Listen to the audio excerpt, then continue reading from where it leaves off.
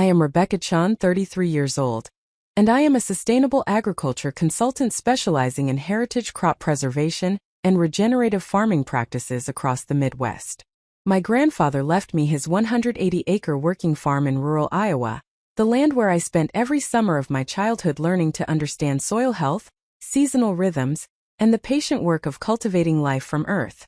After 8 months conducting research in Peru documenting ancient Incan agricultural terracing methods, I returned home to find a certified letter waiting at my apartment. My brother Marcus had filed a lawsuit seeking to overturn my grandfather's will, claiming undue influence and diminished capacity. My parents had hired the attorney. If only they knew what I had discovered in Grandpa's carefully maintained records, and what those documents would reveal in court. Before we jump back in, tell us where you're tuning in from. And if this story touches you, make sure you're subscribed, because tomorrow, I've saved something extra special for you. Growing up in the wealthy suburbs of Des Moines, my family represented everything that modern agricultural corporations celebrate. My parents, David and Patricia Chen, built an enormously successful agribusiness consulting firm that helped family farms transition into industrial-scale operations. They specialized in converting small diversified farms into consolidated monoculture properties, optimized for maximum short-term yield. Their work made them wealthy beyond measure, transforming the Iowa landscape one farm at a time into vast expanses of genetically identical corn and soybeans stretching to every horizon. They raised their 4 children to view agriculture purely through the lens of profit margins and production efficiency. My older brother Marcus became an agricultural commodities trader, specializing in futures contracts and derivative instruments that treated food as abstract financial products rather than sustenance grown from living soil. My older sister Jennifer joined the family firm immediately after completing her MBA, eagerly implementing strategies that encouraged farmers to abandon traditional crop rotation practices in favor of chemical-intensive monocultures. My younger sister Melissa married into a family that owned one of the largest seed and pesticide corporations in the region, cementing business relationships that further enriched our family's operations. Then there was me, the third child, the one who asked uncomfortable questions about soil depletion, aquifer contamination, and the disappearance of family farms that had sustained communities for generations.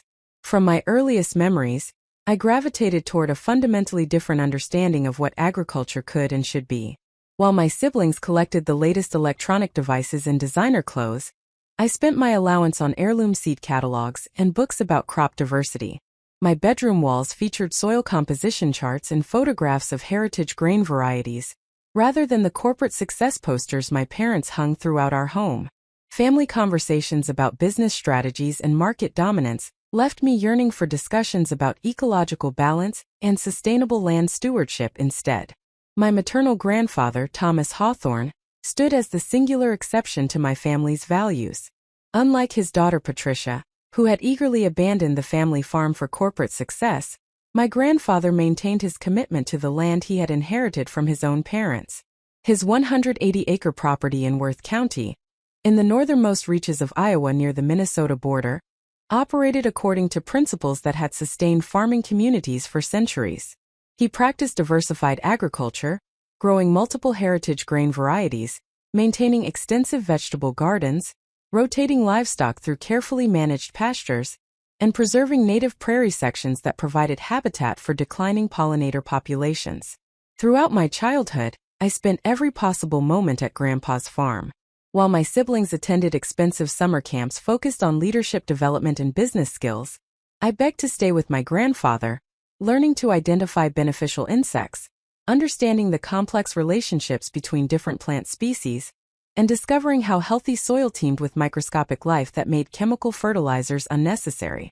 My grandfather, who had studied agronomy in the 1950s before industrial agriculture transformed the profession, possessed deep knowledge of traditional farming methods that modern agricultural education had largely abandoned. He taught me to read the landscape, understanding how water moved through the property, identifying which areas grew specific crops most successfully, and recognizing the subtle signs of soil health or degradation. We spent long summer evenings walking his fields while he explained the intricate crop rotation system he had developed over decades, designed to build soil fertility naturally without synthetic inputs. He showed me his meticulous records documenting every planting decision, every harvest yield, every observation about weather patterns and their effects on different varieties.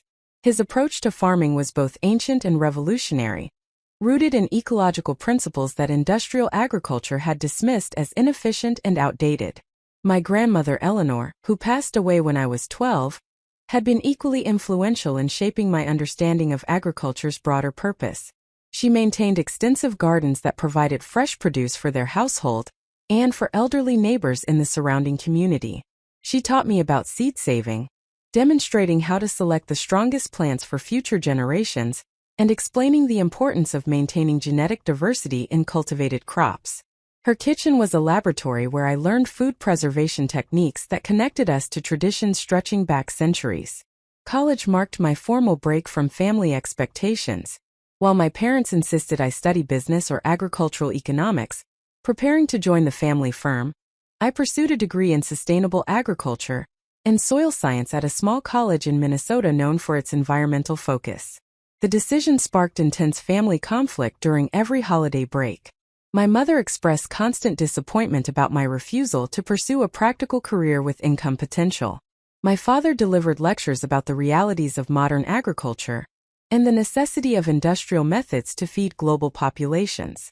Marcus found my studies particularly amusing, regularly mocking my interest in what he called hobby farming and outdated techniques that real agriculture had surpassed decades ago. Only my grandfather understood and supported my educational path. He attended my college graduation when the rest of my family claimed business obligations prevented their attendance. He read every research paper I wrote, offering insights from his decades of practical experience that enriched my theoretical knowledge. When I pursued a master's degree focusing on heritage crop preservation and regenerative farming practices, he became my most valuable research subject, opening his farm records spanning 50 years for detailed analysis. My thesis documented how his diversified approach had maintained soil health and productivity without synthetic inputs, while neighboring industrial farms experienced declining yields and increasing dependence on chemical interventions. The research attracted attention from sustainable agriculture organizations and led to consulting opportunities with farmers seeking to transition away from industrial methods. My work involved analyzing soil health, designing crop rotation systems, identifying heritage varieties suited to specific microclimates, and helping farmers understand the long-term economic benefits of regenerative practices. This career path confirmed everything my family believed about my impractical idealism. They viewed my consulting work as essentially nonprofit activism, rather than legitimate business. The fact that I earned a modest but sufficient income, while working with small and medium-sized farms, rather than large corporate operations proved to them that I had wasted my education and potential. Family gatherings became increasingly tense as my success in my chosen field contradicted their narrative about the necessity of industrial agriculture. Marcus particularly resented my work. As a commodities trader, his income depended on the continuation of industrial monocultures that created predictable, tradable quantities of identical products. My advocacy for diversified farming systems threatened the market standardization that made his financial instruments valuable. During one particularly hostile Thanksgiving dinner 3 years ago, he accused me across the table of undermining real farmers with romantic notions about peasant agriculture. His anger seemed disproportionate to any actual threat my small-scale consulting posed to industrial agriculture's dominance, suggesting deeper insecurities about the value and ethics of his own work. My relationship with my grandfather deepened as my expertise grew. We became true colleagues, exchanging ideas about agricultural methods and discussing the challenges facing sustainable farming in an economy structured to favor industrial operations. He confided his concern about what would happen to his farm after his death. He knew that my parents and siblings viewed the property purely as a financial asset to be liquidated, the land sold to the highest bidder who would almost certainly convert it to industrial corn and soybean production. The thought of his life's work being destroyed, his carefully built soil health degraded by chemical-intensive monoculture, caused him profound distress. 4 years ago, my grandfather began making arrangements for the farm's future. He consulted attorneys specializing in agricultural property and estate planning, expressing his clear intention that the farm should pass to me specifically, with the requirement that I maintain its sustainable agricultural practices. He was 78 years old, in excellent health, and absolutely clear in his thinking and intentions. His attorneys documented extensive conversations about his reasoning, his relationship with each family member, and his specific concerns about what would happen to the land if it passed to anyone else in the family. He updated his will to leave the farm, including the land, all structures, equipment, and his extensive seed collection, specifically to me. The will included detailed language about his wishes for the property's continued operation as a diversified, sustainable farm. He established the bequest as separate from the rest of his estate, ensuring that his other assets would be distributed among all his grandchildren equally, while the farm itself came solely to me because of my unique commitment to continuing his agricultural legacy. My grandfather discussed his decision with me openly, explaining that he trusted me to honor his life's work and maintain the land according to principles we both valued. He acknowledged this choice would likely create family conflict, but he believed the farm's preservation as a model of sustainable agriculture was more important than avoiding hurt feelings among people who viewed land only as real estate, rather than a living ecosystem requiring stewardship. When my grandfather passed away 2 years ago at age 80, following a brief illness, I was devastated by the loss of my mentor, colleague, and the one family member who had truly understood and supported my path in life. His funeral was well attended by farming neighbors, sustainable agriculture advocates, and members of the Heritage Seed Preservation Network who considered him a pioneer in maintaining agricultural biodiversity. My immediate family attended with appropriate solemnity, though I overheard Marcus discussing property values with Jennifer during the reception following the service. The reading of my grandfather's will occurred 1 week after the funeral in the office of his attorney, Martin Kowalski, a respected estate planning lawyer in Mason City. My parents, all 4 grandchildren, and several cousins from other branches of the family attended. When attorney Kowalski read the provisions leaving the farm specifically to me, with detailed language about maintaining sustainable agricultural practices, the reaction was immediate and hostile. Marcus stood abruptly, his face flushed with anger, demanding to know how I had manipulated our grandfather into this decision. Jennifer accused me of isolating Grandpa from the rest of the family and poisoning his mind against them. My mother began crying, claiming her father had been confused at the end of his life and obviously did not understand what he was doing. My father sat in stunned silence before demanding that attorney Kowalski explain the process by which the will had been created and witnessed, clearly already planning to challenge its validity. Only Melissa, my younger sister, remained quiet during the initial outburst. She caught my eye across the conference table with an expression I could not quite interpret, something between sympathy and calculation. Attorney Kowalski attempted to explain that my grandfather had been exceptionally clear in his intentions, that the will had been properly executed with multiple witnesses, and that he had extensive documentation of my grandfather's reasoning and mental capacity. My family members were not interested in these assurances. The meeting dissolved into accusations and threats, with Marcus specifically declaring that he would not allow me to steal what rightfully belonged to the entire family. I left that meeting shaken but not entirely surprised. I had known my grandfather's decision would create conflict, though I had not fully anticipated the intensity of my family's anger.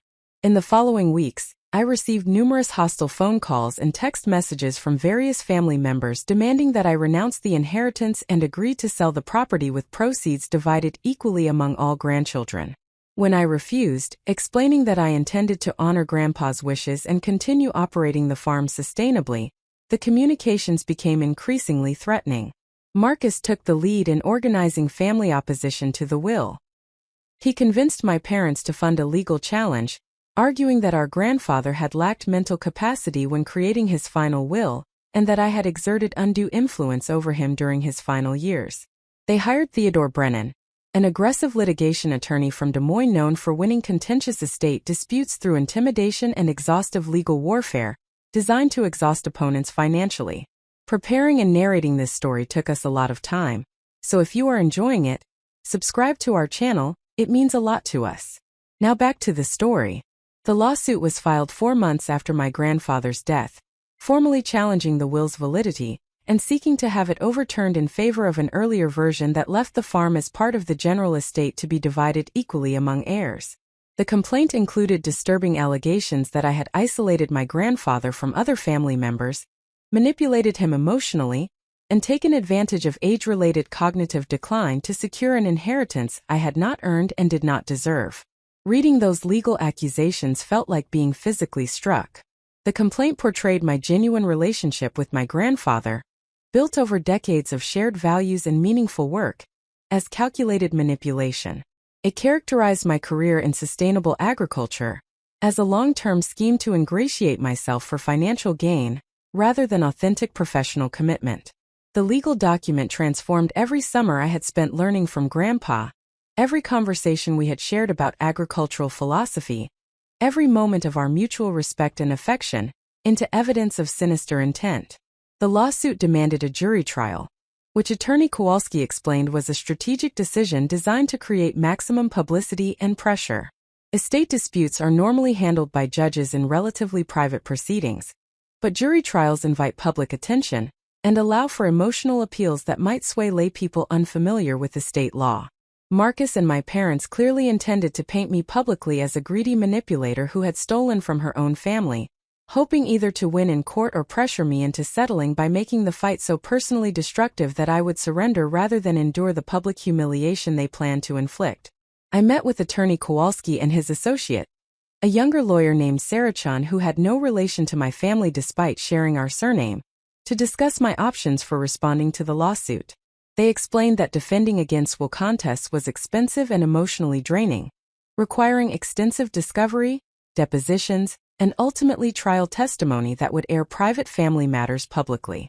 They estimated the legal costs could easily exceed $100,000, money I did not possess given my modest income as a sustainable agriculture consultant.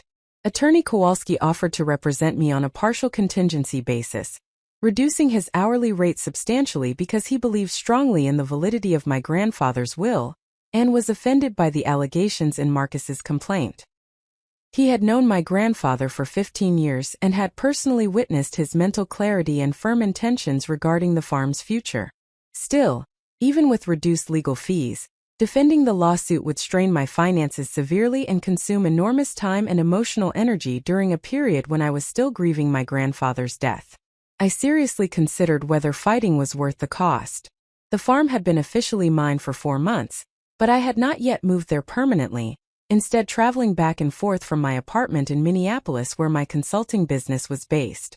The property remained largely as my grandfather had left it, with the house locked and equipment stored in barns awaiting spring planting season. I could sell the land, accept a smaller share than my grandfather intended, and avoid years of bitter legal conflict with my family. The financial security of selling such valuable property was tempting, particularly given the legal costs I now faced. But ultimately, I could not betray my grandfather's trust and explicit wishes. He had chosen me specifically because he knew I would fight to preserve his life's work and the sustainable agricultural practices he had spent decades perfecting. Surrendering to my family's lawsuit would mean everything he had built would be destroyed, the land converted to industrial monoculture, and his legacy erased. More broadly, I believed his choice represented a crucial statement about alternative agricultural values deserving protection and continuation against economic pressure to commodify every acre of farmland.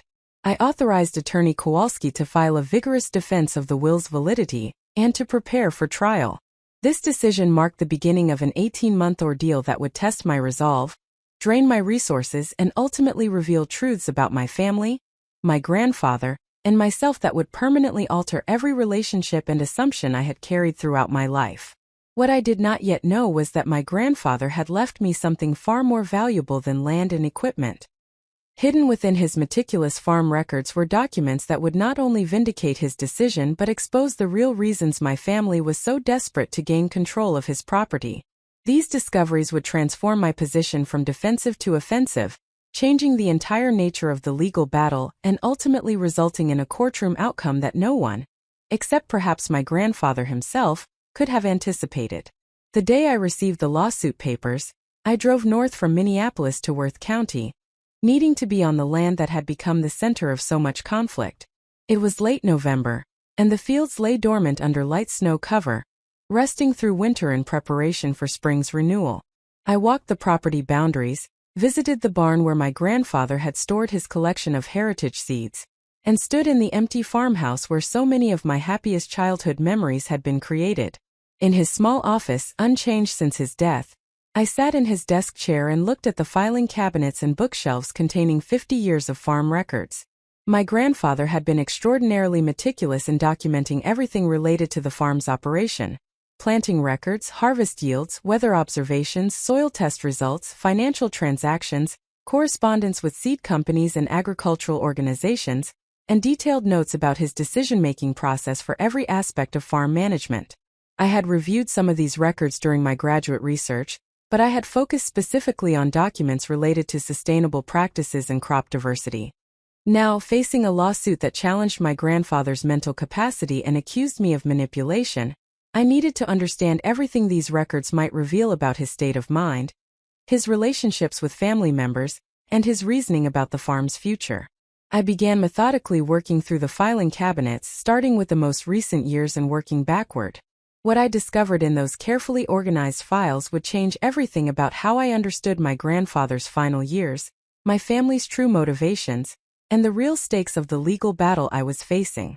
The evidence I found would not only defend against my brother's accusations but would reveal a much larger story about threats to the farm that my grandfather had been quietly fighting during the final years of his life, threats that made his decision to leave the property specifically to me not merely a matter of agricultural philosophy, but a calculated strategy to protect the land from imminent destruction. Those discoveries lay ahead of me as I sat in my grandfather's office that November afternoon, beginning to read through documents that would ultimately lead to a courtroom confrontation my family never anticipated and a verdict that would shock everyone except the wise old farmer who had planned for this moment long before his death. Have you ever inherited something that other family members believed they deserved more than you? Have you ever had to fight to honor the wishes of someone who saw value in you that others dismissed or resented? I would love to hear your stories in the comments below. What gave you the courage to stand your ground when challenged?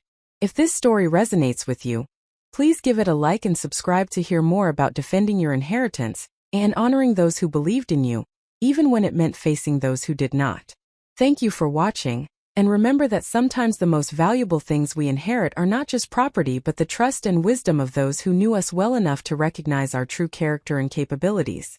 Growing up in West Des Moines during the 1990s and early 2000s meant living in a world where success was measured exclusively in financial terms and status symbols. Our family occupied a sprawling Tudor-style home in one of the city's most prestigious neighborhoods, where manicured lawns and luxury vehicles signaled belonging to the professional class that shaped Iowa's agricultural economy from corporate boardrooms, rather than from the land itself. My parents had deliberately chosen this environment to raise their children far removed from the physical realities of farming, despite the fact that agriculture provided the foundation for all their wealth and influence. My father David Chen had grown up in suburban Chicago, the son of Taiwanese immigrants who had built a successful medical equipment supply business. He attended Northwestern University for undergraduate studies and the University of Iowa for an MBA, where he met my mother Patricia Hawthorne during a business school networking event. Their marriage in 1985 represented the merger of two ambitious personalities drawn together by complementary skills and shared vision for building an agricultural consulting empire that would capitalize on the transformation of American farming from a way of life into an industrial production system. My mother Patricia had grown up on her father's diversified farm in Worth County, but she had rejected that lifestyle from her earliest awareness. She found farm work tedious and limiting, the rural community suffocating in its traditional values and limited social opportunities. She excelled academically, earning scholarships that allowed her to attend the University of Iowa, where she studied business administration and discovered an aptitude for strategic planning and client relationship management. She viewed her father's commitment to sustainable farming practices as admirable but economically irrational, a refusal to embrace modern methods that could multiply productivity and profitability. When Patricia brought David home to meet her parents during their engagement, the philosophical divide between Thomas Hawthorne and his future son-in-law became immediately apparent. My grandfather questioned David's vision for agricultural consolidation and industrial methods, expressing concern about the long-term sustainability of practices that prioritize short-term yields over soil health and ecological balance. David dismissed these concerns as sentimental attachment to outdated farming methods that modern agricultural science had surpassed. The tension between them never fully resolved, creating an awkward distance that would characterize their relationship for the next 30 years. My parents launched their consulting firm in 1987, initially struggling to gain traction in a conservative agricultural community, suspicious of outside advisors. Their breakthrough came during the farm crisis of the late 1980s, when falling commodity prices and rising debt forced many family farmers to seek guidance about survival strategies. David and Patricia positioned their firm as offering hard-headed business analysis free from emotional attachment to traditional farming methods. They advised struggling farmers to consolidate operations, eliminate crop diversity in favor of monoculture efficiency, adopt chemical-intensive practices that maximize short-term yields, and view farming as a business rather than a way of life. Their approach proved extraordinarily profitable for both the firm and the clients who could afford to implement their recommendations. Farmers who followed their advice and survived the crisis emerged with larger operations, higher production volumes, and integration into the commodity agriculture system that rewarded scale and standardization. Those who could not afford the capital investments required for industrial-scale farming or who resisted abandoning traditional practices often lost their land, which was then purchased by David and Patricia's more successful clients, further consolidating agricultural production into fewer and larger operations. By the time I was born in 1992, the third of 4 children, my parents had established themselves as influential figures in Iowa's agricultural industry. Their firm employed a staff of agronomists, financial analysts, and marketing specialists who provided comprehensive services to large-scale farming operations throughout the Midwest. My father served on boards of agricultural organizations and commodity groups, shaping policy discussions about farm subsidies, trade agreements, and regulatory frameworks. My mother managed the firm's client relationships and business development, cultivating connections with seed and chemical companies, equipment manufacturers, and financial institutions that profited from the industrial agriculture model. They raised their children to view this world as normal and desirable, the natural evolution of agriculture from primitive manual labor to sophisticated business enterprise. Our home featured artwork celebrating agricultural abundance, abstract paintings of golden grain fields stretching to horizons, photographs of massive harvesting equipment, and inspirational quotes about productivity and progress displayed in elegant frames. Family dinners involved discussions of market trends, client challenges, and strategic opportunities rather than personal experiences or emotional connections. My oldest sibling, Marcus, born in 1988, absorbed our parents' values with seemingly effortless completeness. He demonstrated early aptitude for mathematics and competitive games, traits my father recognized and cultivated deliberately. Marcus attended exclusive private schools where he excelled in academics, while developing an aggressive personality that viewed every interaction as competition with winners and losers. He studied economics and finance at the University of Chicago, where he was recruited by a commodities trading firm specializing in agricultural futures and derivatives. Marcus found his ideal career in the abstract financial instruments that treated corn, soybeans, wheat, and other crops as tradable commodities divorced from any connection to the land, weather, or human effort that produced them. He made substantial income betting on price fluctuations caused by weather disasters, geopolitical tensions, or market speculation, profiting from volatility without any direct involvement in agricultural production. His success validated everything our parents believed about modern agriculture as a sophisticated business system where the smartest profits came from financial manipulation rather than physical farming. My sister Jennifer, born in 1990, followed a path equally aligned with family expectations. She studied agricultural business at Iowa State University, where she was president of the Agribusiness Club, and developed relationships with corporate representatives who recruited heavily from the program. After completing her MBA, she joined our parents' firm as a junior consultant, quickly proving her skill at convincing farmers to adopt practices that increased their dependence on purchased inputs, while eliminating the traditional knowledge and crop diversity that had previously made farms more resilient and self-sufficient. Jennifer possessed a particular talent for making industrial agriculture seem inevitable and traditional farming seem hopelessly naive. She presented complex financial projections and market analyses that made monoculture production appear rational, while dismissing concerns about soil degradation, water pollution, or loss of agricultural biodiversity as emotional rather than business considerations. Farmers who worked with her generally increased their production volumes and gross revenues, while simultaneously becoming more vulnerable to commodity price fluctuations, input cost increases, and weather events that affected monoculture crops more severely than diversified operations. My youngest sister Melissa, born in 1995, was still in high school when I left for college, but she showed every indication of following the established family pattern. She demonstrated interest in chemistry and biology, which my parents encouraged through connections with pharmaceutical and agricultural biotechnology companies. She attended summer programs sponsored by seed corporations where high school students learned about genetic engineering and crop science from the perspective of companies seeking to develop patentable plant varieties that required associated chemical inputs and generated recurring revenue through intellectual property restrictions. Melissa eventually attended the University of Wisconsin-Madison for biochemistry, where she met her future husband Trevor Bannister, whose family owned significant shares in one of the largest agricultural chemical corporations in North America. Their relationship delighted my parents, who viewed the connection as socially and professionally advantageous. The marriage would eventually create business opportunities that benefited both families, while further entrenching our family's commitment to industrial agricultural systems.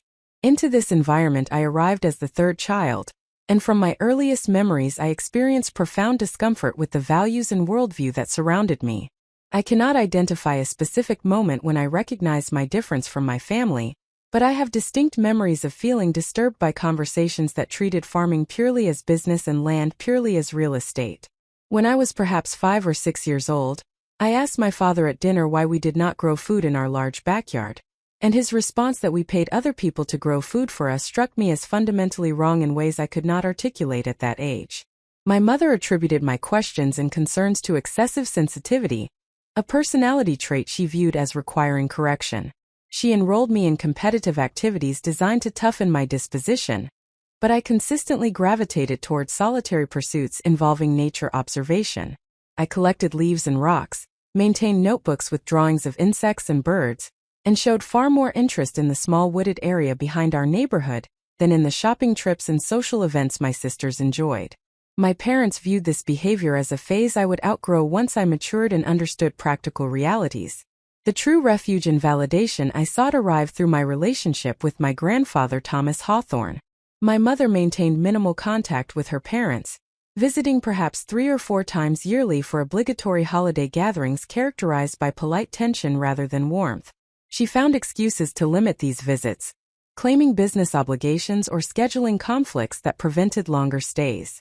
When I was 7 years old, I overheard an argument between my parents about whether to send me to stay with my grandparents for 2 weeks during summer vacation. My mother opposed the idea, arguing that her parents would fill my head with impractical notions about farming and nature that contradicted everything our family valued. My father surprisingly supported the plan, suggesting that some exposure to physical farm work might cure my romantic notions about agriculture by showing me the tedious reality of manual labor. My mother relented, apparently hoping I would return from the experience ready to appreciate the comfortable suburban lifestyle she provided. That first extended visit to Grandpa's farm transformed my understanding of what life could be, and revealed the existence of values dramatically different from those governing my family's world. From the moment I arrived at the modest white farmhouse surrounded by fields, gardens, and the enormous barn that dominated the property, I felt a sense of rightness and belonging I had never experienced in my parents' showcase home. My grandmother Eleanor greeted me with genuine warmth, and my grandfather immediately involved me in the farm's daily rhythms rather than treating me as a visitor requiring entertainment. We rose early to feed chickens and collect eggs, moved irrigation pipes through vegetable gardens, checked fence lines in the pastures where cattle rotated through different grazing areas, and walked through fields where multiple grain varieties grew in patterns my grandfather explained served purposes beyond simple production. He talked to me not as a child requiring simplified explanations, but as an interested student capable of understanding complex relationships between soil, plants, animals, and the human decisions that affected all of them. He showed me how healthy soil crumbled in the hand with a rich earthy smell, how certain plants growing together supported each other's growth, how rotating different crops through the same ground maintain fertility without chemical fertilizers, and how preserving areas of native prairie provided habitat for beneficial insects that controlled crop pests naturally. He explained these concepts patiently, checking my understanding with questions that encouraged me to observe and think, rather than simply memorize information. My grandmother taught complementary lessons about food, cooking, preservation, and the satisfaction of eating meals composed entirely of ingredients grown on the property. She maintained extensive gardens producing vegetables, herbs, and fruits that she transformed into meals, canned goods, and preserved items that stocked their pantry throughout winter. She showed me how to select seeds from the strongest plants for next year's garden, explaining that this practice maintained varieties adapted specifically to their land's conditions, rather than requiring purchased seeds each season. Those 2 weeks passed too quickly, and I returned home transformed but unable to fully articulate what I had experienced.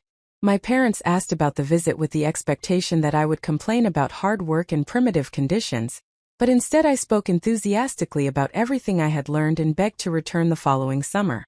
My mother frowned at my descriptions of farm activities, but my father seemed amused by my enthusiasm, still apparently believing that extended exposure to farm work would eventually cure rather than deepen my interest. I returned to Grandpa's farm every summer thereafter, with stays lengthening to 4 weeks, then 6 weeks, and eventually most of the summer once I reached high school age. These visits became the center of my year, the experiences I looked forward to, and the memories I sustained during months back in suburban Des Moines. My relationship with my grandfather deepened into genuine partnership as I grew older and more capable. He began trusting me with increasingly complex farm tasks, and including me in decisions about crop rotations, equipment repairs, and animal management. My grandmother passed away suddenly from a stroke when I was 12, a loss that devastated both my grandfather and me. I attended the funeral feeling grief more profound than I had known was possible, mourning not just the kind woman who had taught me so much but the loss of the special world she and my grandfather had created. I worried that without my grandmother, the farm might feel different or that my grandfather might not want me to continue visiting. Instead, after the funeral he pulled me aside and quietly asked if I would still come help him during the summer because he needed my company and partnership more than ever. My teenage years intensified the divide between my family and me. While my siblings pursued conventional paths toward business careers, I focused my academic energy on biology and environmental science. I requested books about sustainable agriculture for birthdays and holidays, researched colleges with strong programs in ecological farming methods, and openly questioned my family's assumptions about industrial agriculture during increasingly tense dinner conversations. Marcus particularly enjoyed mocking my interests, calling me Farmer Jane and making condescending jokes about my ambition to play in the dirt rather than pursue a real career. My parents initially tried to redirect my interest through exposure to the business side of agriculture, bringing me to their office, introducing me to clients, and explaining the financial strategies they employed. They seemed to believe that understanding the economic dimensions of farming would shift my perspective toward appreciating industrial methods. Instead, these experiences reinforced my conviction that something fundamental was wrong with an agricultural system that treated soil as an inert medium for chemical delivery, that reduced biological diversity to commodity monocultures, and that measured success exclusively in short-term production volumes, rather than long-term sustainability. The conflict reached its peak during my senior year of high school, when college application time arrived. My parents assumed I would apply to universities with strong business or agricultural economics programs, institutions that would prepare me to eventually join the family firm or pursue related corporate careers. When I announced my intention to attend a small liberal arts college in Minnesota known for its environmental studies and sustainable agriculture programs, they responded with disbelief followed by firm opposition. My father declared he would not pay tuition for an education that provided no practical career preparation. My mother cried, asking why I wanted to throw away my opportunities and potential. Marcus laughed outright, predicting I would return home within a semester once I realized that granola colleges did not prepare students for real life. Jennifer gave me pitying looks suggesting I was making an embarrassing mistake I would regret. Only Melissa, still in middle school, seemed uncertain about the family's united front against my decision. My grandfather intervened in a way that surprised everyone. He contacted my parents and offered to pay my college tuition himself, stating calmly that he believed my chosen path was worthy of support and that I had earned the right to pursue my own education rather than the one my parents preferred. This unexpected involvement by a man who typically avoided confrontation with his daughter shocked my parents into temporary silence. They could not refuse his financial support without creating an open breach with him, yet accepting it meant acknowledging their inability to control my educational choices. The compromise reached left everyone dissatisfied. My parents agreed not to oppose my college choice but made clear they considered it my mistake to learn from. My grandfather paid tuition but requested I continue helping on the farm during summers, working harder to contribute practically in exchange for his financial investment. I accepted these terms gratefully, understanding that I had gained independence at the cost of any remaining illusion of family harmony or shared values. College fulfilled every hope I had carried.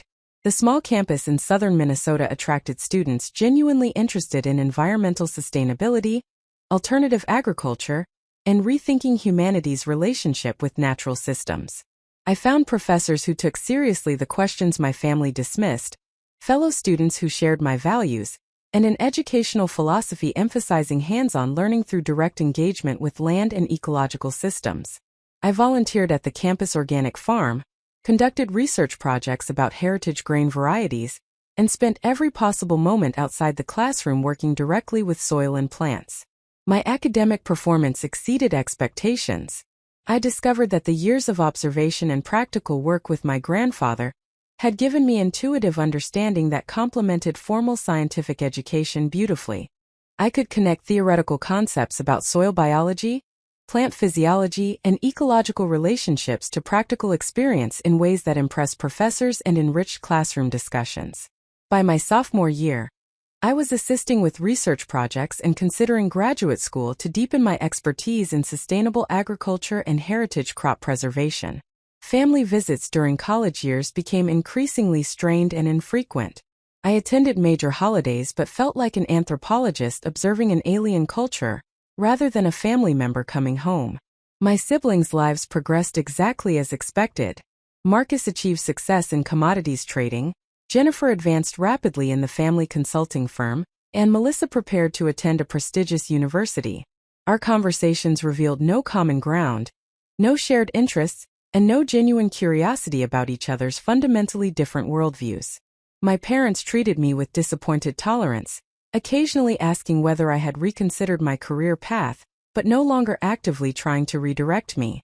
They seemed to have categorized me as a failure or embarrassment best minimized in family narratives. When they discussed their children with business associates or friends, they spoke enthusiastically about Marcus's trading success and Jennifer's consulting work while mentioning me only briefly before changing subjects, as though my existence required apology or explanation. Only my grandfather remained deeply interested in my education and development. We corresponded regularly through letters, since he never fully embraced email despite my attempts to teach him. His letters described farm activities, observations about weather patterns and crop performance, and thoughtful questions about concepts I was learning in my coursework. I shared research papers and project results, valuing his practical insights that often identified limitations in academic approaches disconnected from real farming conditions. During summer visits, our relationship evolved from mentor-student to genuine colleagues collaborating on agricultural experiments. We tested heritage grain varieties adapted to changing climate conditions, experimented with cover crop combinations that built soil fertility while controlling weeds, and refined crop rotation sequences that maximized diversity while remaining economically viable. My grandfather began relying on my research skills to find information about techniques and varieties, while I depended on his decades of experience to evaluate whether academic theories translated into practical farming success. These were the golden years of our relationship, the period when I felt most fully myself and most valued for my authentic capabilities and interests. My grandfather never expressed disappointment that I had not pursued conventional success, never suggested I should have followed my siblings' paths, never treated my chosen work as inferior to corporate careers. He recognized and validated my commitment to sustainable agriculture as serious and worthwhile, giving me the confidence to continue despite my family's dismissal. When I decided to pursue a master's degree focusing specifically on heritage crop preservation and regenerative farming practices, my grandfather not only encouraged the decision but offered his farm as a research site. This led to the formal thesis project that documented 50 years of his farming records, analyzing how his diversified approach had maintained soil health and productivity without synthetic inputs, while neighboring industrial farms experienced declining yields despite increasing chemical applications. The research attracted favorable attention from sustainable agriculture organizations and provided credibility that launched my consulting career. My family's reaction to my graduate degree and emerging consulting work remained consistently negative. They viewed my entire professional path as extended education leading nowhere, activism masquerading as business, and stubborn refusal to accept economic realities. The fact that I earned sufficient income to support myself while working with small and medium-sized farmers struck them as proof of limited ambition rather than evidence of viable alternative agricultural models. This fundamental values conflict, established in childhood and reinforced through every subsequent life choice, created the deep fault lines that would rupture completely when my grandfather died and left his farm specifically to me. The inheritance was not simply about property or money, but about validation of completely opposite worldviews. For my family, the farm represented valuable real estate to be liquidated and converted into financial assets. For me, it represented a living legacy of sustainable practices and a viable model of agriculture that honored ecological limits while providing sustenance and livelihood. My grandfather's decision to leave the farm to me exclusively was his final statement about which approach he believed deserved preservation and support. That choice, based on decades of observing all his grandchildren and understanding which one truly shared his values and would honor his life's work, was precisely the choice my family could not accept or forgive. Their lawsuit was not merely about property but about refusing to acknowledge that my grandfather's values, and by extension my own, had any legitimacy or worth. As I sat in his farmhouse office beginning to review the extensive records he had left behind, I understood that defending his decision meant defending the fundamental worth of everything we had both valued against a family that viewed those values as economically irrational and personally offensive. The battle ahead would require every bit of courage and conviction I possessed, but the alternative was betraying the man who had seen me clearly, valued me authentically, and trusted me completely when no one else in my family could or would. The decision to attend Crossroads College in southern Minnesota represented my first genuine act of independence, and the beginning of a separation from my family that would eventually become complete. The small liberal arts institution occupied a rural campus surrounded by working farms, prairie remnants, and the wooded hills of the driftless region that had escaped glaciation during the last ice age. The landscape itself felt like vindication, demonstrating that alternatives to industrial agriculture's flattened monocultures could exist and thrive. I arrived on campus in August 2010 carrying more emotional baggage than physical belongings. The tension surrounding my college choice had poisoned my final summer at home, with my parents oscillating between pointed silence and lectures about practical career preparation. Marcus had taken particular delight in forwarding me job postings for retail positions and fast food management trainee programs, accompanied by sarcastic messages suggesting these represented realistic career outcomes for environmental studies graduates. Jennifer had attempted a more sympathetic approach, taking me to lunch to explain gently that I was limiting my future options and disappointing people who wanted the best for me. Only my grandfather had expressed uncomplicated support and pride.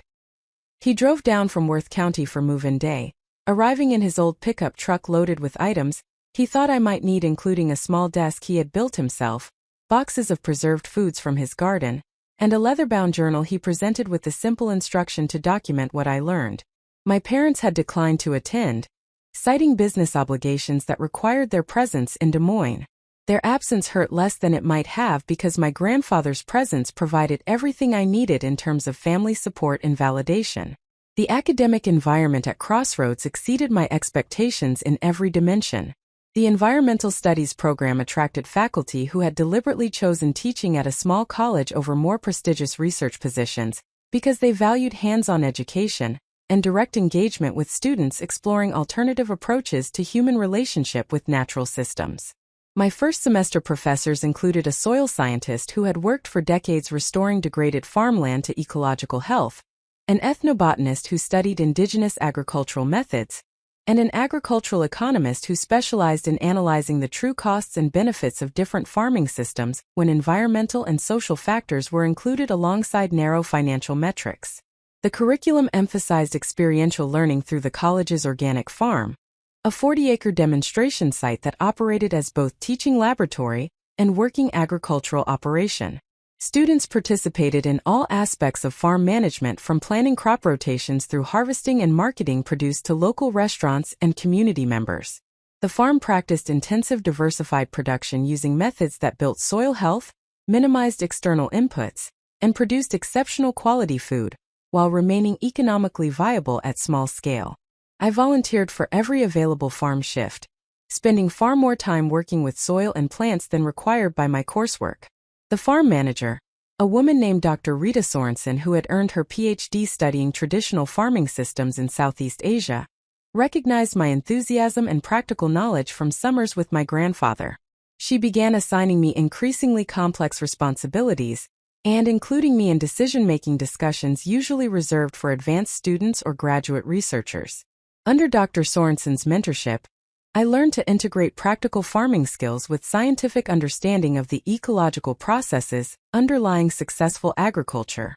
She taught me to observe systematically, to question assumptions, to design experiments that tested specific hypotheses, and to analyze results with rigor while remaining open to unexpected findings.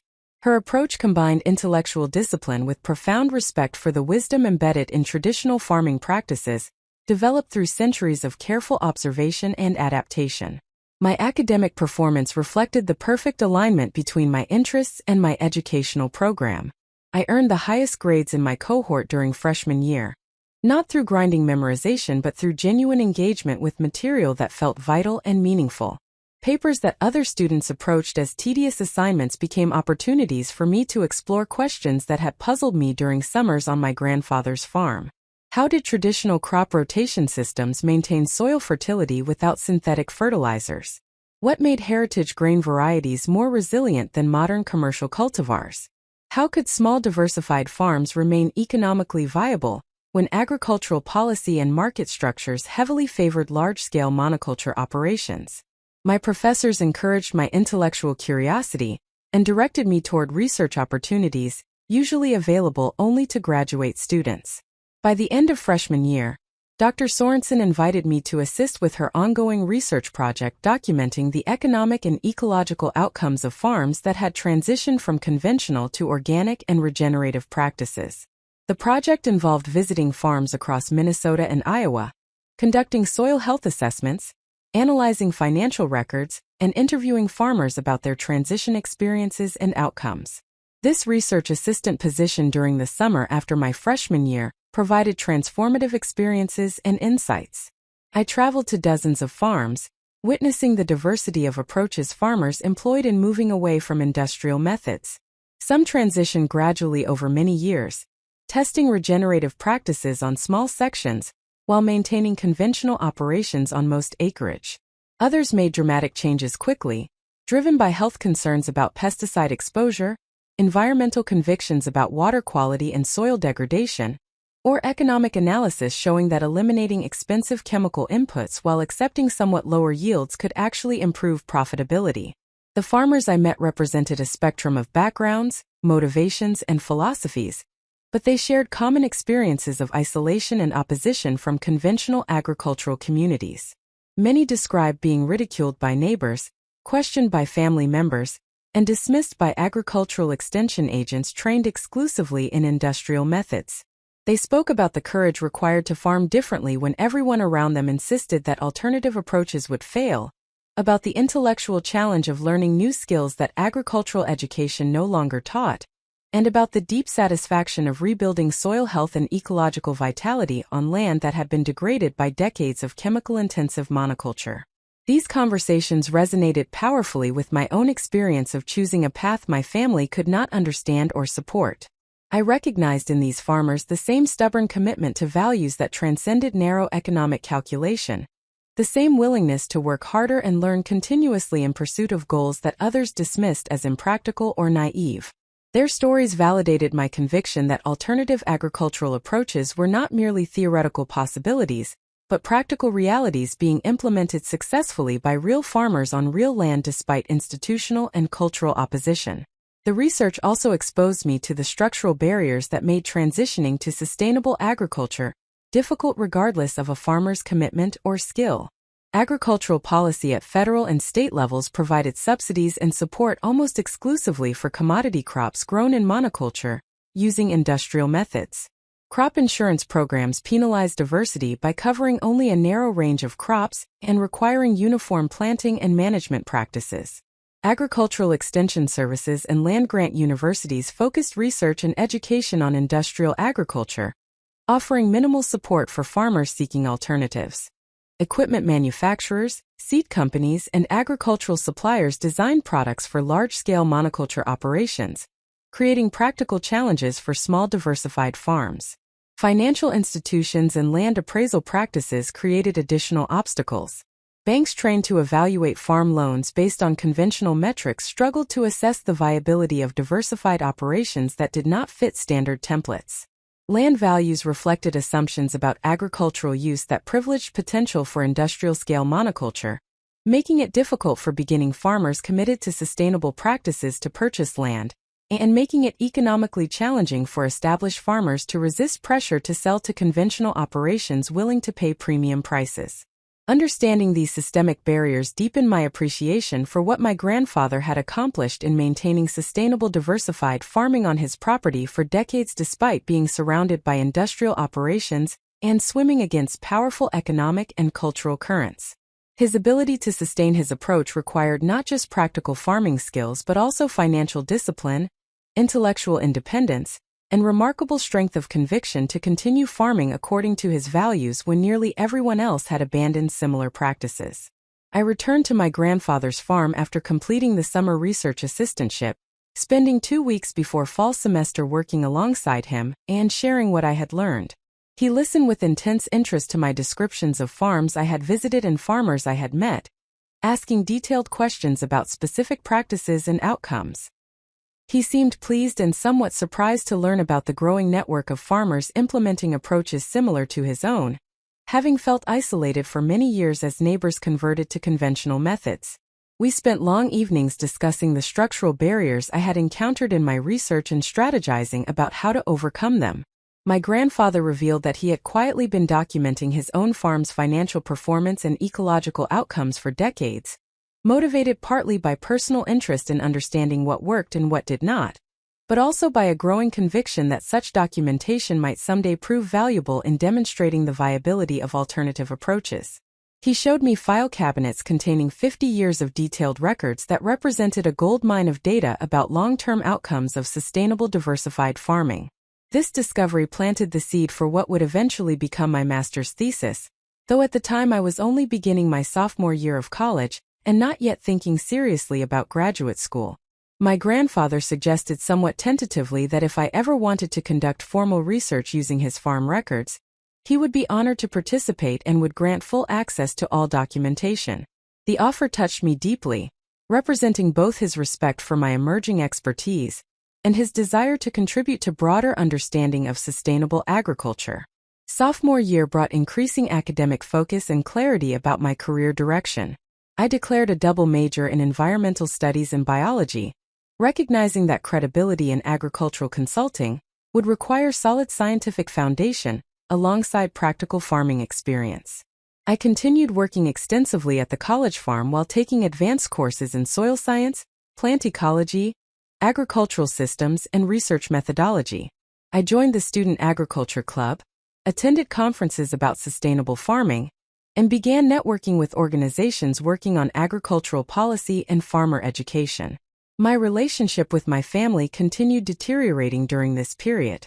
Holiday visits home became increasingly uncomfortable as the gap between my life and theirs widened. Conversations felt forced and artificial, with family members struggling to find common ground beyond superficial pleasantries about weather or traffic. My parents asked polite questions about my studies, but responded to my answers with barely concealed disappointment and confusion about why I found such topics engaging. Marcus openly mocked my continued commitment to environmental studies, predicting regular that I would eventually admit the impracticality of my chosen path and request help getting a real job. Jennifer had married an attorney from her law school class during my sophomore year, and their wedding celebration highlighted the cultural distance between my family and me. The elaborate event at an exclusive country club featured a guest list dominated by business associates, clients, and professional contacts. Conversations revolved around real estate transactions, market conditions, and investment strategies. I felt profoundly out of place in the formal attire my mother had insisted I wear, making awkward small talk with people who asked what I studied and then glazed over when I attempted to explain sustainable agriculture and heritage crop preservation. The experience crystallized my recognition that I no longer belonged in my family's world, and perhaps never truly had. The values they celebrated, the goals they pursued, the metrics they used to evaluate success and worth, all felt foreign and fundamentally wrong to me in ways that went beyond simple disagreement into a more profound incompatibility of worldview. I left Jennifer's wedding early, driving back to college with a sense of relief to return to an environment where my interests and values were normal rather than aberrant. Junior year marked my emergence as a leader within the college's sustainable agriculture community. I was elected president of the Student Agriculture Club, coordinated volunteer activities at the college farm, and represented the college at regional conferences about food systems and farming. Dr. Sorensen recommended me for a competitive fellowship that provided funding for an independent research project during the summer between junior and senior year. I proposed documenting traditional seed-saving practices among Amish and Mennonite farming communities in Pennsylvania and Ohio, groups that had maintained agricultural approaches outside the industrial mainstream. The Fellowship Selection Committee approved my proposal enthusiastically, providing generous funding that allowed me to spend 3 months traveling between traditional farming communities, interviewing farmers about seed selection and preservation practices, and documenting varieties that existed nowhere else in the seed system.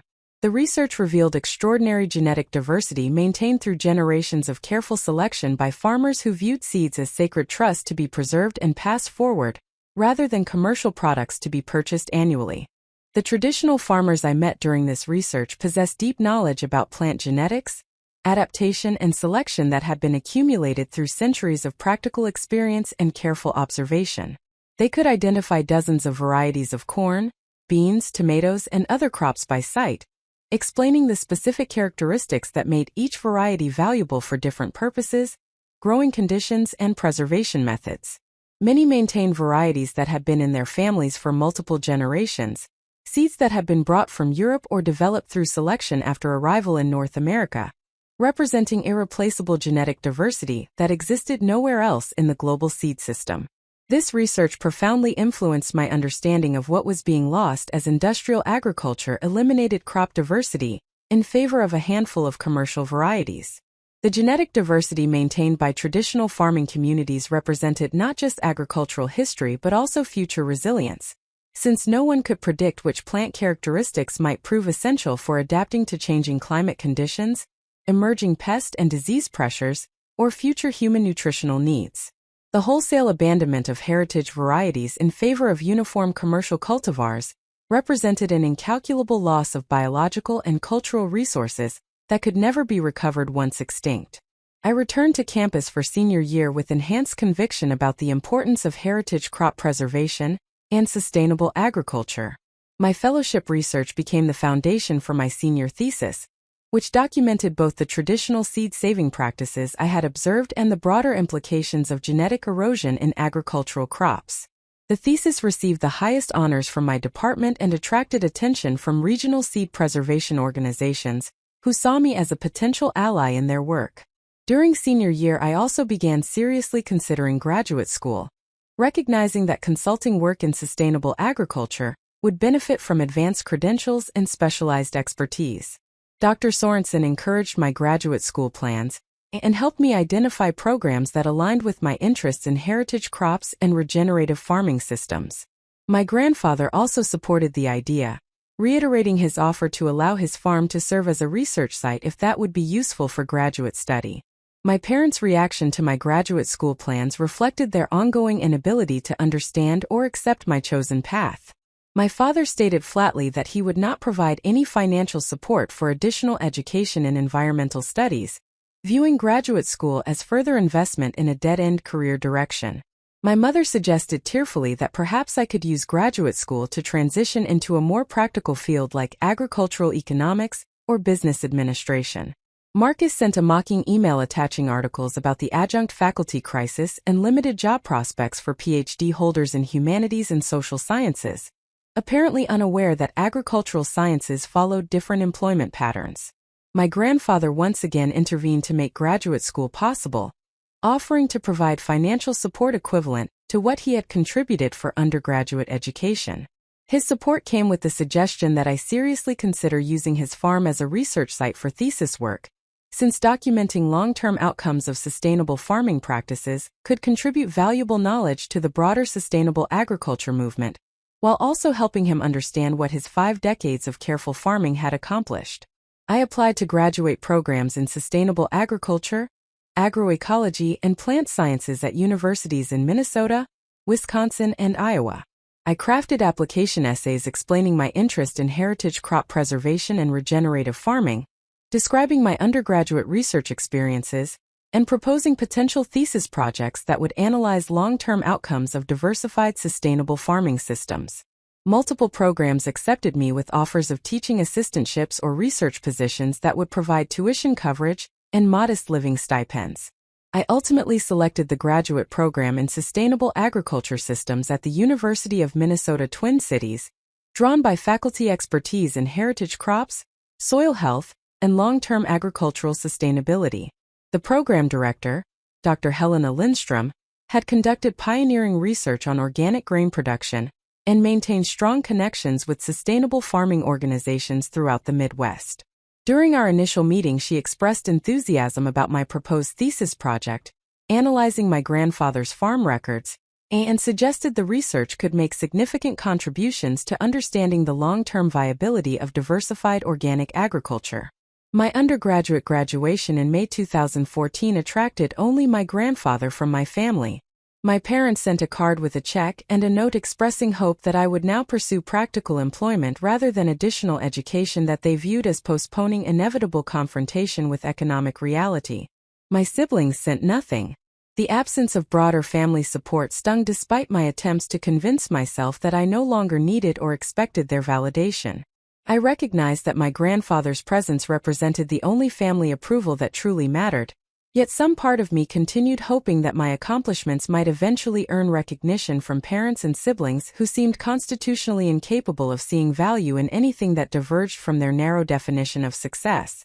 Graduate school intensified my expertise while simultaneously deepening my isolation from my family. The program demanded rigorous engagement with scientific literature about soil biology, plant genetics, ecological systems, and agricultural economics. I designed my thesis research to provide comprehensive analysis of my grandfather's farming records from 1965 through 2015, documenting crop yields, input costs, soil health indicators, and financial outcomes across 5 decades. The project required learning advanced statistical analysis methods, mastering geographic information systems for spatial analysis of crop rotations, and developing skills in historical document analysis to interpret my grandfather's meticulous handwritten records. The research revealed remarkable findings about the long-term sustainability of diversified organic farming. My grandfather's yields for major grain crops had remained stable or increased gradually over 50 years, while neighboring conventional farms experienced declining yields despite increasing fertilizer and pesticide applications. His soil organic matter content had increased from 3.2% in 1965 to 6.8% in 2015, representing a doubling of soil health, while conventional soils in the region had declined from similar starting points to below 2%. His production costs per acre were substantially lower than conventional farms because he purchased no synthetic fertilizers, pesticides, or herbicides, with savings more than offsetting his modestly lower yields for some crops. The economic analysis proved particularly compelling. My grandfather's net farm income had remained consistently positive across 5 decades, including periods when many conventional farmers experienced losses or bankruptcy. His diversified operation provided resilience during commodity price crashes that devastated specialized monoculture farms. His minimal debt and low input costs gave him financial flexibility that highly leveraged conventional operations lacked. The long-term financial sustainability of his approach contradicted claims that organic and diversified farming could not compete economically with industrial methods. I presented preliminary findings at regional sustainable agriculture conferences where the research attracted significant attention from farmers, researchers, and agricultural organizations. My documentation of 50-year outcomes provided rare long-term data about sustainable farming systems, since most agricultural research focused on short-term yield comparisons under controlled conditions rather than real-world economic and ecological sustainability over multiple decades. The work validated what many sustainable agriculture advocates had argued, but struggled to prove definitively given limited long-term data. My thesis defense in May 2017 attracted a standing room audience of faculty, graduate students, and agricultural practitioners interested in the findings. The examination committee praised the research as a significant contribution to sustainable agriculture literature and recommended the thesis for publication. Dr. Lindstrom immediately began working with me to convert the thesis into journal articles and book chapters that would reach broader academic and practitioner audiences. The academic success of my graduate work launched my consulting career by providing credibility that helped farmers and agricultural organizations take me seriously despite my relative youth. Sustainable farming groups invited me to conduct workshops about heritage crops, soil health, and long-term farm financial planning. Individual farmers hired me to analyze their operations, design crop rotation systems, identify heritage varieties suited to their specific conditions, and develop transition plans for moving from conventional to regenerative practices. The consulting work proved both professionally satisfying and financially viable. I earned sufficient income to support myself modestly while doing work that felt meaningful and aligned with my values. I helped farmers reduce their input costs, improve their soil health, increase their operational resilience, and transition toward farming systems that could sustain both land and livelihoods across generations. The work represented exactly what I had hoped to accomplish when I first chose to study sustainable agriculture against my family's opposition. My family's response to my graduate degree and emerging consulting career remained unchanged. They continued viewing my entire professional trajectory as extended education leading nowhere, activism masquerading as business, and stubborn refusal to accept that real careers required abandoning idealistic notions about alternative agriculture.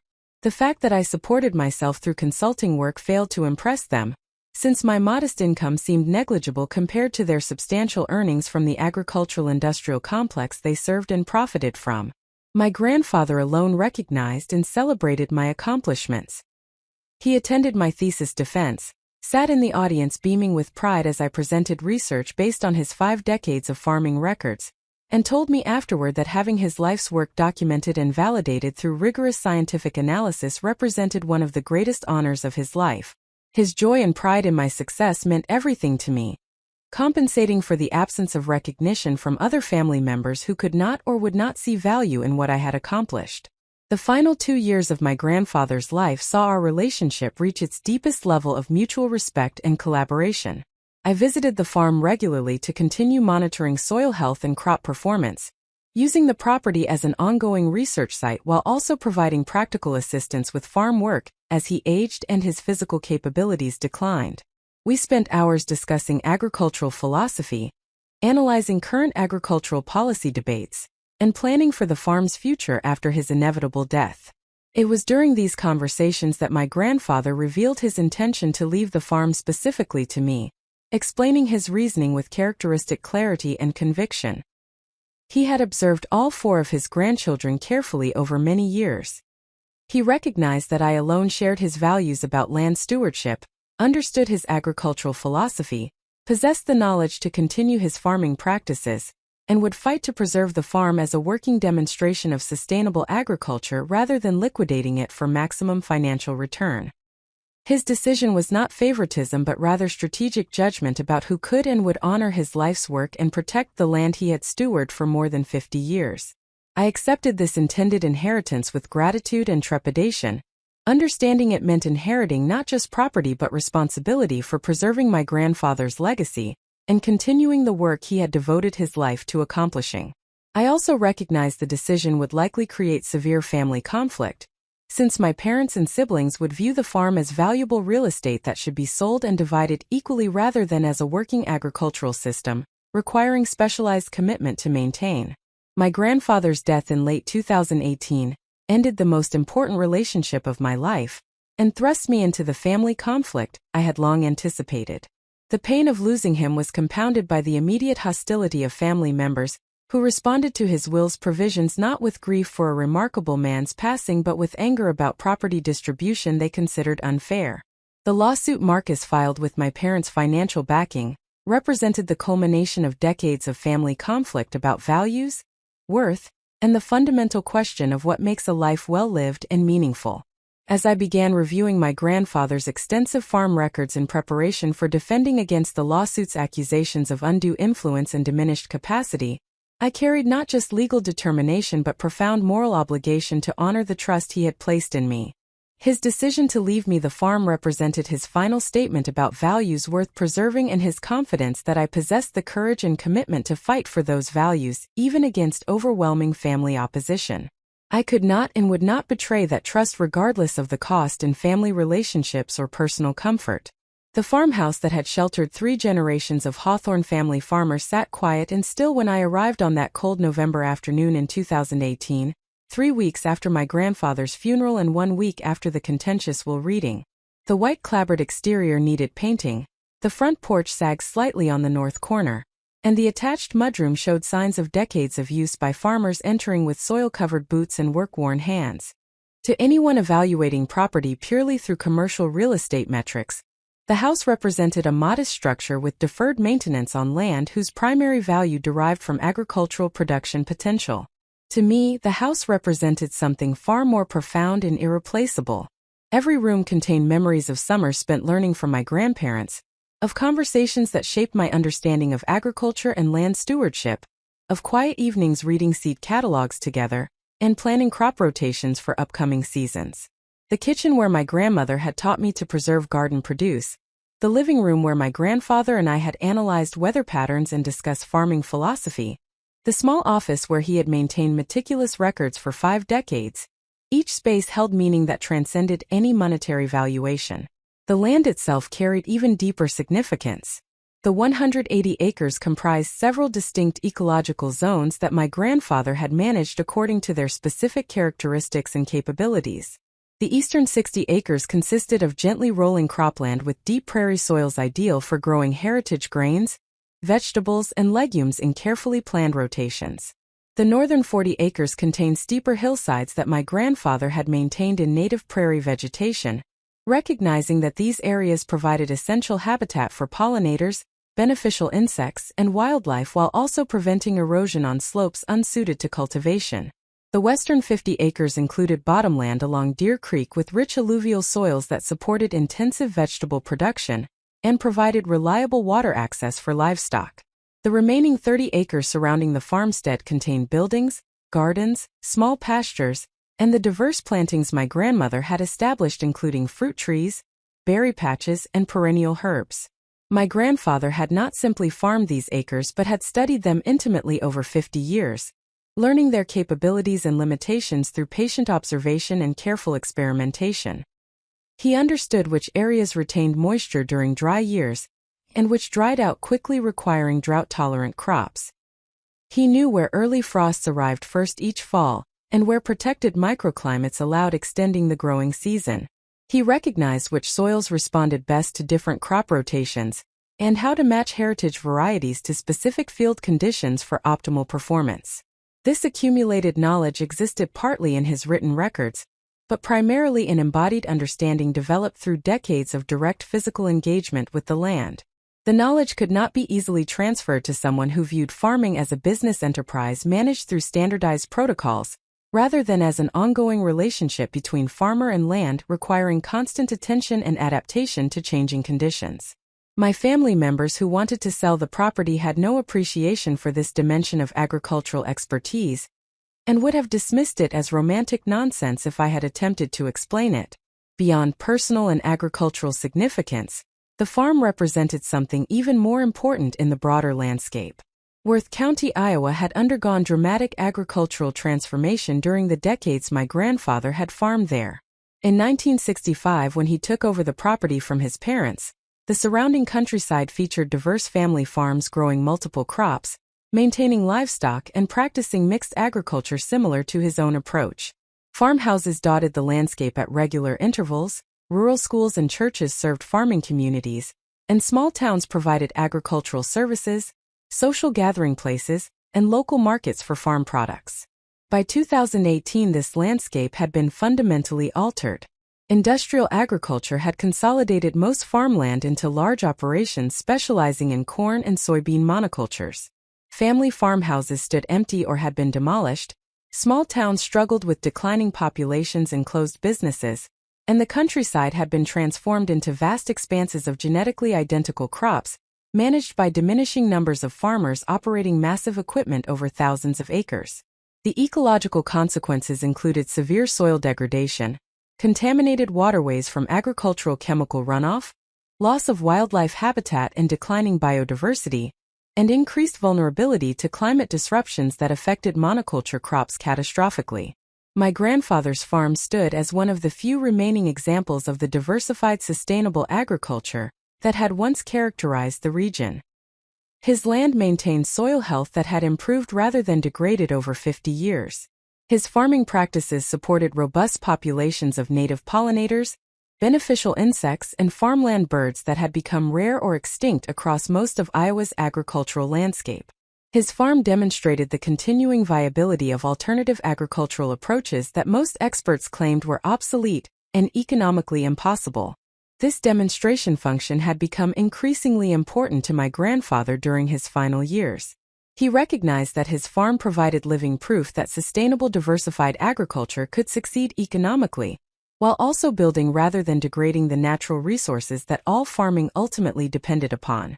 He had welcomed researchers, farmers, students, and agricultural organizations to visit his property to observe his methods and study his outcomes. He had shared his knowledge generously with anyone genuinely interested in learning about alternatives to industrial agriculture. The thought of this unique and increasingly rare agricultural ecosystem being destroyed through conversion to conventional monoculture production caused my grandfather profound distress during his final years. He understood that once his carefully built soil health was degraded by chemical-intensive farming, once his heritage seed collections were dispersed or destroyed, once his diverse plantings were eliminated in favor of industrial corn and soybeans, the accumulated ecological and agricultural value he had created over 5 decades would be permanently lost. No amount of money from selling the property could compensate for or recreate what would be destroyed. This concern had motivated his decision to leave the farm specifically to me with explicit instructions about maintaining sustainable agricultural practices. He had discussed this decision extensively with his attorney Martin Kowalski during the 2 years before his death, explaining his reasoning with the clarity and specificity that would later prove crucial in defending the will's validity. Attorney Kowalski had taken detailed notes of these conversations, creating documentation that captured my grandfather's mental state, his decision-making process, and his explicit intentions regarding the property's future. My grandfather had explained to Attorney Kowalski that he had carefully observed all 4 of his grandchildren over many years, evaluating which one possessed the knowledge, values, and commitment necessary to continue his farming approach. Marcus had demonstrated exclusive interest in agriculture as abstract financial instruments, showing neither knowledge of nor respect for actual farming practices. Jennifer had built her career advising farmers to abandon exactly the kind of diversified sustainable methods my grandfather practiced. Melissa had aligned herself personally and professionally with agricultural chemical corporations, whose products my grandfather had deliberately excluded from his farming system for 50 years. Only I had demonstrated genuine understanding of sustainable agriculture through years of education and professional work, had spent extensive time working alongside him learning his specific farming methods, and had expressed explicit commitment to continuing his agricultural philosophy. My grandfather told Attorney Kowalski that leaving the farm to me was not favoritism but rather rational allocation of resources to the person most capable of stewarding them according to his values and intentions. He acknowledged this decision would likely create family conflict, but believed preserving the farm's sustainable agricultural function was more important than avoiding hurt feelings among people who viewed land only as real estate rather than as a living system requiring informed stewardship. Attorney Kowalski had documented these conversations meticulously, recognizing that my grandfather's unusual bequest structure would likely face legal challenge. He had arranged for my grandfather to undergo comprehensive medical evaluation documenting his mental capacity, had retained a geriatric psychiatrist to evaluate his decision-making capabilities, and had ensured that the will was executed with multiple independent witnesses who could testify about my grandfather's clarity of thought and firmness of purpose. These precautions reflected Attorney Kowalski's experience with contested estates and his determination to ensure that my grandfather's clearly expressed wishes would withstand legal challenge. The will itself contained detailed language explaining my grandfather's reasoning and establishing conditions for the bequest. The property came to me specifically rather than being included in the general estate for division among all heirs.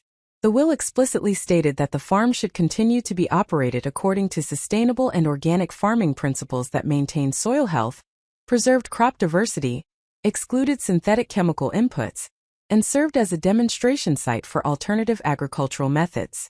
While these provisions did not create legally enforceable restrictions on my future use of the property, they clearly documented my grandfather's intentions and his reasoning for selecting me as sole inheritor of the farm. The remainder of my grandfather's estate, consisting of financial accounts, personal property, and mineral rights he owned on other properties, was divided equally among all 4 grandchildren. This structure demonstrated that my grandfather intended fair treatment of all his descendants, while recognizing that the farm required special disposition to someone who would preserve its unique character and agricultural function. The total value of assets I received through the farm bequest was larger than the equal shares my siblings received from the remainder of the estate, but this reflected the farm's substantial value as productive agricultural land rather than any attempt to favor me financially over other grandchildren. My grandfather had discussed this inheritance structure with me directly during his final year, explaining his reasoning and asking whether I was willing to accept the responsibility of continuing his farming legacy. I had agreed without hesitation despite understanding that the decision would likely create severe family conflict. My grandfather told me that he trusted me to have the courage to defend his wishes against opposition from family members who would not understand or accept his reasoning. He expressed confidence that I possessed both the knowledge to continue his farming approach and the strength of character to withstand pressure to abandon sustainable practices in favor of conventional agriculture or property liquidation. Standing in his empty farmhouse office that November afternoon, surrounded by the filing cabinets containing his life's work, I felt the full weight of the trust he had placed in me. The lawsuit Marcus had filed with my parents' support represented exactly the challenge my grandfather had anticipated. The legal accusations of undue influence and diminished capacity were designed to portray my grandfather as a confused elderly man manipulated by a calculating granddaughter, rather than as the clear-thinking farmer who had made a deliberate strategic decision about his property's future, based on 5 decades of careful thought about agriculture, land stewardship, and family dynamics. Defending against these accusations would require demonstrating my grandfather's mental capacity and independent decision-making, documenting the legitimate agricultural and philosophical basis for his choice, and countering the emotional narrative my family would present about fairness and equal treatment. Attorney Kowalski had assured me that the extensive documentation he had created would support the will's validity, but he also warned that will contests often turned on jury sympathies, rather than purely legal considerations. A jury might be swayed by my family's portrayal of hurt feelings and violated expectations, regardless of the legal merits of my grandfather's decision. I began systematically reviewing the filing cabinets in my grandfather's office, starting with the most recent years and working backward chronologically. The files contained far more than simple farming records. My grandfather had maintained comprehensive documentation of every aspect of farm operations, including detailed planting records showing crop rotations and variety selections, harvest yield data with notes about growing conditions and variety performance, soil test results documenting changes in soil health over decades, financial records showing all income and expenses, correspondence with seed companies and agricultural organizations, notes from farm visits by researchers and students, and personal journals recording his observations and reflections about farming and land stewardship. As I worked through the files, patterns emerged that revealed the depth of my grandfather's thought and planning. He had not simply farmed successfully for 50 years but had done so with extraordinary intentionality and careful documentation of his methods and outcomes. Every decision about crop selection, rotation timing, livestock management, and soil building had been made deliberately based on accumulated knowledge and ongoing observation. The records demonstrated systematic experimentation with different approaches, careful evaluation of results, and continuous refinement of practices based on what he learned. The financial records proved particularly compelling. My grandfather had maintained detailed accounting showing that his diversified sustainable approach generated consistent profitability over 5 decades despite modest production volumes compared to industrial operations. His low input costs, minimal debt, diverse income streams, and resilience during commodity price crashes had provided long-term financial sustainability that many conventional farmers lacked. The records directly contradicted claims that sustainable organic farming could not compete economically with industrial methods, showing instead that carefully managed diversified operations could actually prove more financially stable over long time horizons. I discovered correspondence files revealing that my grandfather had faced pressure from my family regarding the farm's future for many years before his death. Letters from my father dating back 15 years urged selling the property to take advantage of rising land values and invest proceeds in more lucrative opportunities. Messages from Marcus suggested various schemes for leveraging the land's value through development or conversion to conventional commodity production. Even Jennifer had written proposing that he hire their consulting firm to modernize his operation through industrial methods that would increase production and property value. My grandfather had responded to these suggestions with polite but firm refusals, explaining that he intended to continue farming according to his own methods for as long as he was physically capable. He had clearly communicated that the farm's value to him derived from its function as a sustainable agricultural system, rather than from its market price as real estate. These exchanges demonstrated that family conflict about the property long predated his death and will provisions, contradicting any suggestion that I had suddenly manipulated him into excluding other family members. Most significantly, I discovered a file labeled Farm Future Plans that my grandfather had maintained during his final 5 years. This file contained extensive notes about his concerns regarding the farm's fate after his death, his evaluation of each grandchild's capabilities and likely stewardship, and his evolving thinking about how to structure his estate to ensure the farm's preservation. The notes revealed that he had considered various options including conservation easements, sale to land trust organizations, or creating a family farm corporation with specific management requirements. He had ultimately rejected these alternatives in favor of leaving the property directly to me, because he believed I alone possessed the combination of knowledge, commitment, and practical capability to continue his farming approach successfully. The notes included specific observations about each grandchild that supported this conclusion. Marcus was described as having no interest in actual farming and viewing agriculture purely as financial abstraction.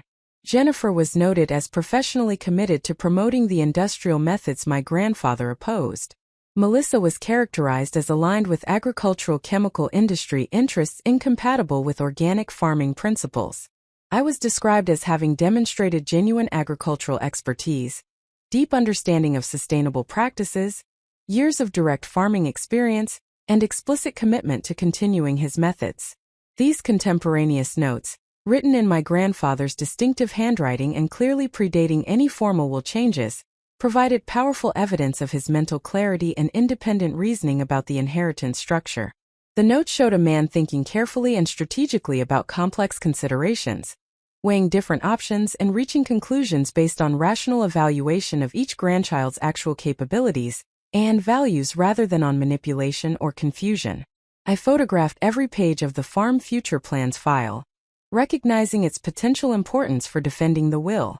I also identified dozens of other documents that demonstrated my grandfather's mental acuity, careful planning, and legitimate reasoning about farm succession.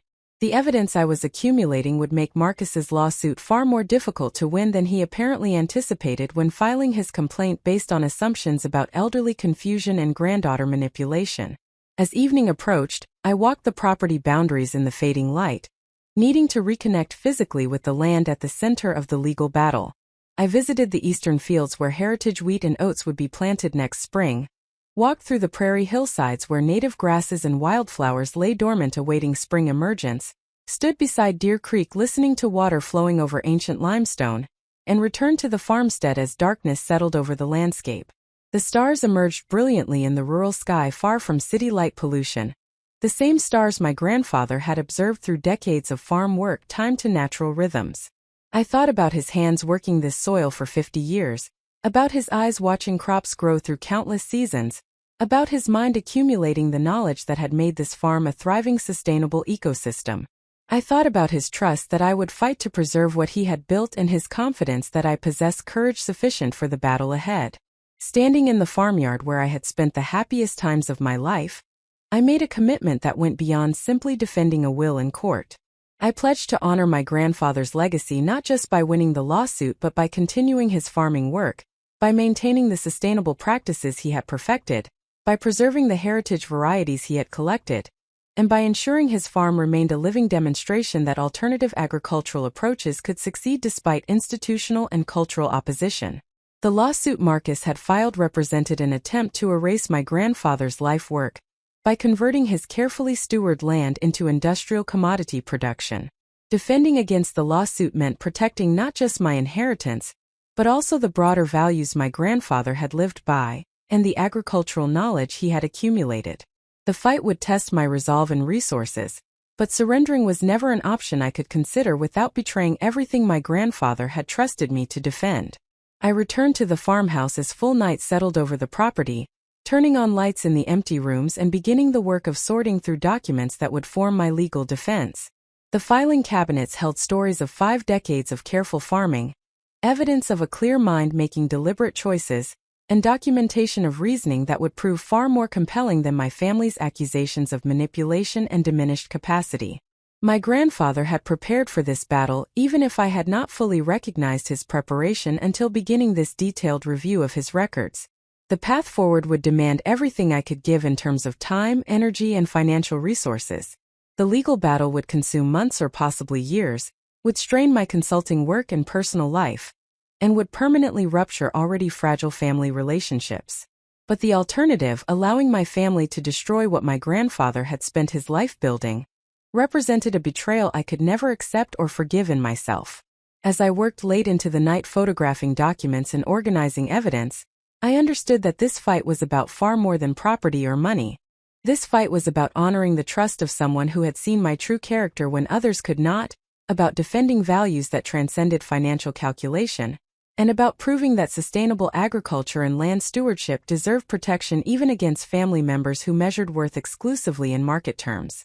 My grandfather had given me not just land but also a mission, and I intended to fulfill that mission regardless of the cost.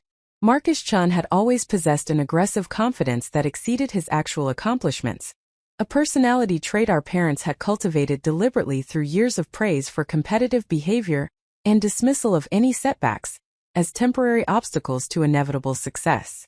From childhood, he had been groomed as the family's golden son, the male heir who would eventually lead the Chen agricultural business empire to even greater heights. Our father had invested enormous energy in Marcus's development, taking him to business meetings from age 12, explaining market strategies and financial instruments, and reinforcing the worldview that success meant accumulating wealth and power through whatever means proved effective. This upbringing created a man who viewed every interaction as competition with clear winners and losers, who measured his worth exclusively through financial metrics and status markers, and who possessed minimal capacity for self-reflection or acknowledgement of personal failings. When things went well, Marcus attributed success to his own brilliance and strategic thinking. When things went poorly, he blamed external factors, bad luck, or other people's incompetence rather than examining his own decisions and judgment. His career in agricultural commodities trading had reinforced these personality patterns.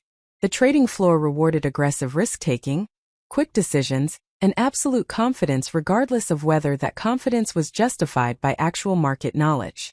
Marcus thrived in this environment during his 20s, making substantial income betting on price movements in corn, soybean, wheat, and other commodity markets.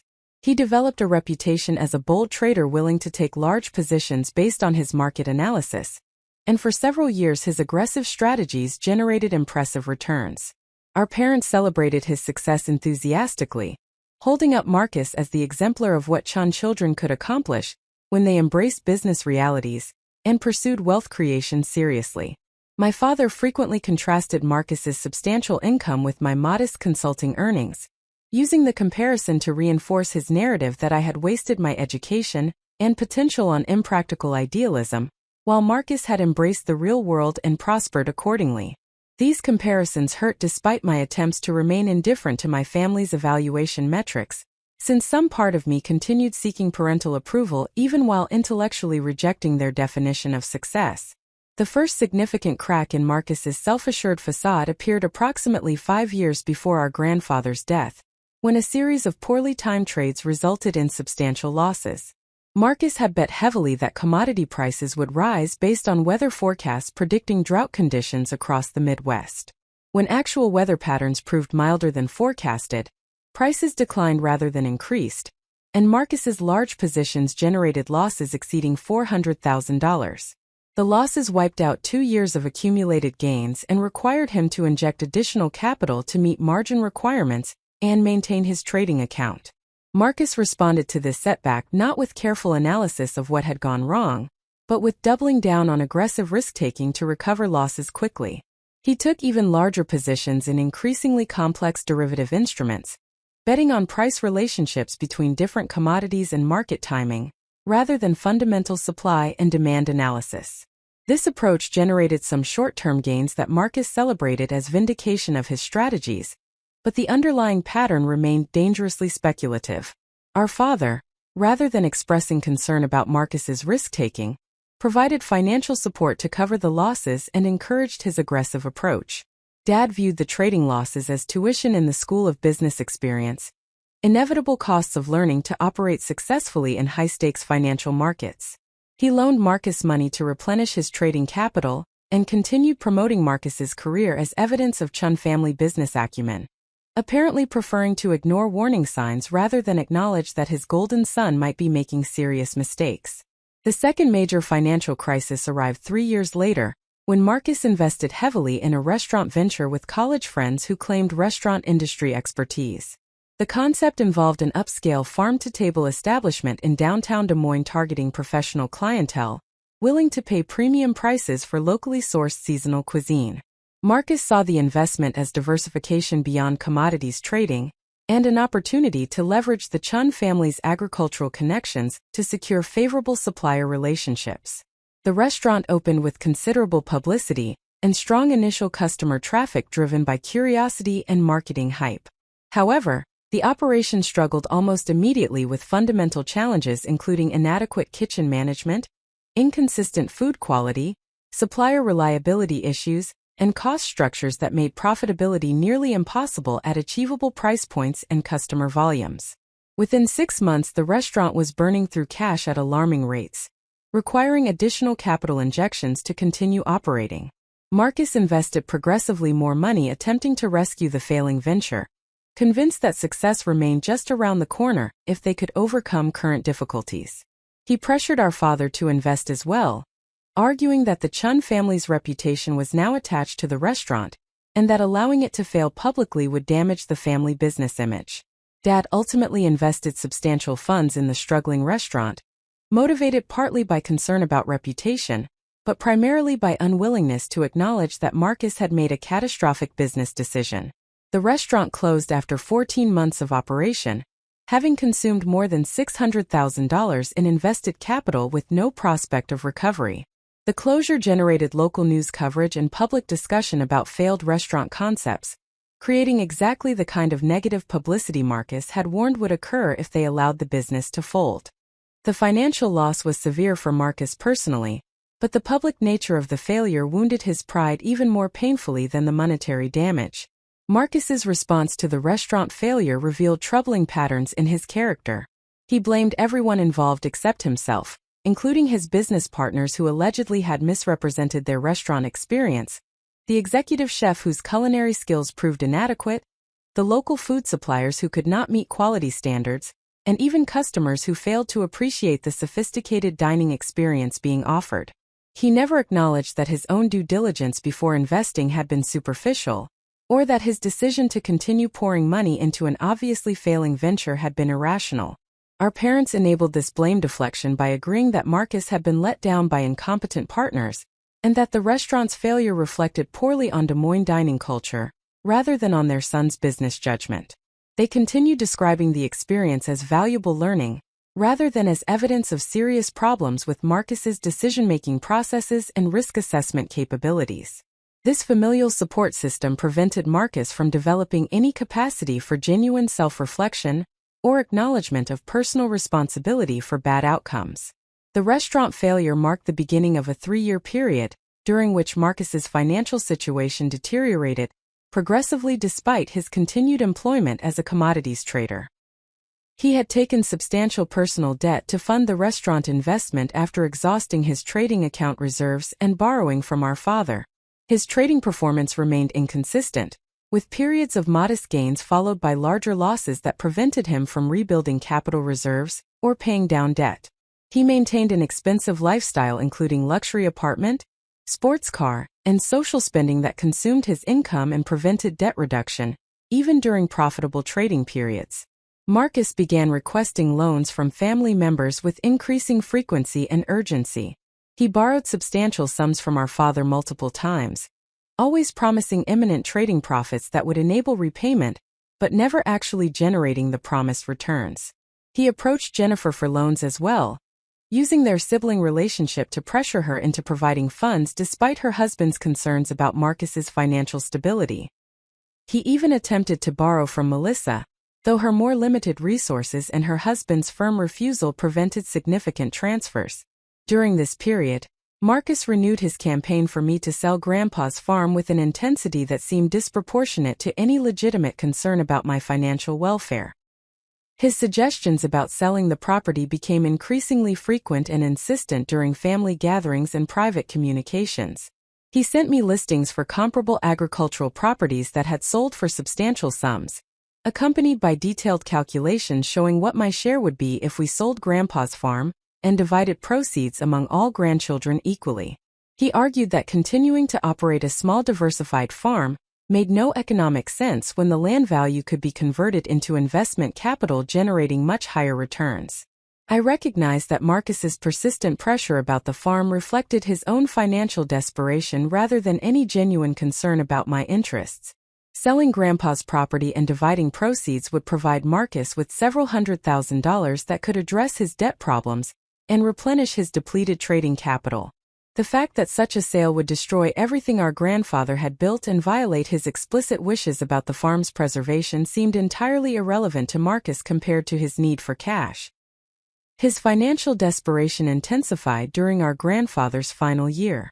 Marcus had taken particularly large trading positions betting on commodity price movements he was certain would occur based on his analysis of trade policy changes and weather forecasts.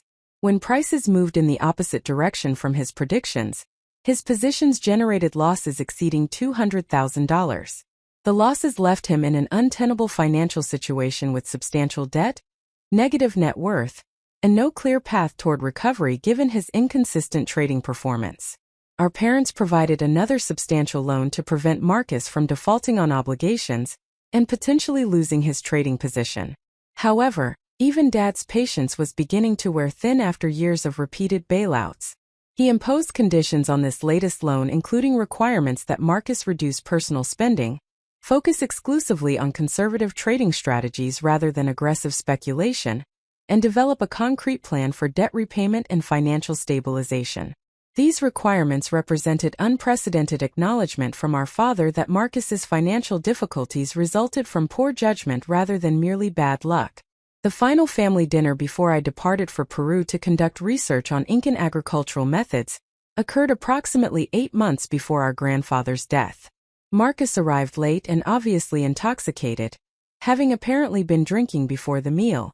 His behavior throughout dinner was erratic and hostile, alternating between boastful claims about imminent trading successes and bitter complaints about everyone who had failed to support him adequately.